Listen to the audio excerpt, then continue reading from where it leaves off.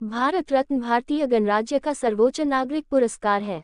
The 2 जनवरी 1954 को स्थापित, ये पुरस्कार जाति, व्यवसाय, स्थिति या लिंग के भेदभाव के बिना उच्चतम स्तर की असाधारण सेवा प्रदर्शन की मान्यता में प्रदान किया जाता है।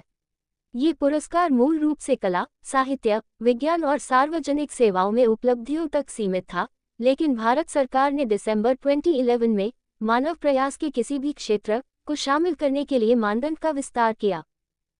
पुरस्कार के लिए सिफारिशें प्रधानमंत्री द्वारा की जाती है। राष्ट्रपति के मंत्री प्राप्तकर्ताओं को राष्ट्रपति द्वारा हस्ताक्षरित एक सनद, प्रमाण पत्र और एक पीपल के पत्ते के आकार का पदक मिलता है, जिसमें पुरस्कार के साथ कोई मौद्रिक अनुदान नहीं जुड़ा होता है। भारत रत्न प्राप्तकर्ता भारतीय वरीयता क्रम में 7वें स्थान पर हैं।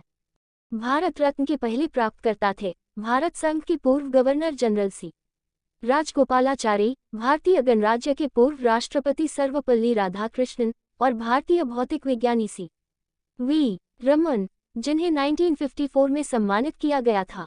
तब से ये पुरस्कार 53 व्यक्तियों को दिया गया है, जिनमें 18 को मरणोपरांत सम्मानित किया गया था।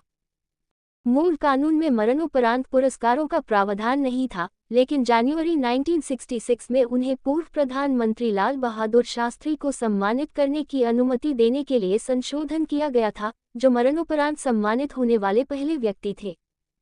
2014 में क्रिकेटर सचिन तेंदुलकर, जो उस समय 40 वर्ष के थे, सबसे कम उम्र के प्राप्तकर्ता बने, जबकि समाज सुधारक धोंडो केशव कर्वे सबसे उम्रदराज प्राप्तकर्ता थे, जब उन्हें उनके 100वें जन्मदिन पर सम्मानित किया गया था। हालांकि आमतौर पर यह पुरस्कार भारत में जन्मे नागरिकों को दिया जाता है। ये पुरस्कार एक प्राकृतिक नागरिक, मदर टेरेसा और 2 गैर भारतीयों को प्रदान किया गया है। अब्दुल गफ्फार खान, ब्रिटिश भारत में पैदा हुए और बाद में पाकिस्तान के नागरिक, और नेल्सन मंडेला, एक नागरिक दक्षिण अफ्रीका का। राष्ट्रीय सरकार में बदलाव के दौरान अन्य व्यक्तिगत नागरिक सम्मानों के साथ भारत रत्न को जुलाई 1977 से जनवरी 1980 तक कुछ समय के लिए निलंबित कर दिया गया था, और दूसरी बार अगस्त 1992 से दिसंबर 1995 तक, जब कई जनहित याचिकाओं ने पुरस्कारों की संवैधानिक वैधता को चुनौती दी।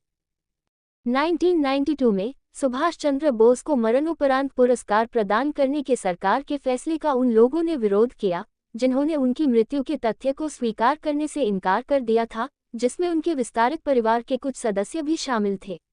1997 के सुप्रीम कोर्ट के फैसले के बाद बोस के पुरस्कार की घोषणा करने वाली प्रेस विज्ञप्ति रद्द कर दी गई। यह एकमात्र मौका है जब पुरस्कार की घोषणा की गई लेकिन प्रदान नहीं किया गया।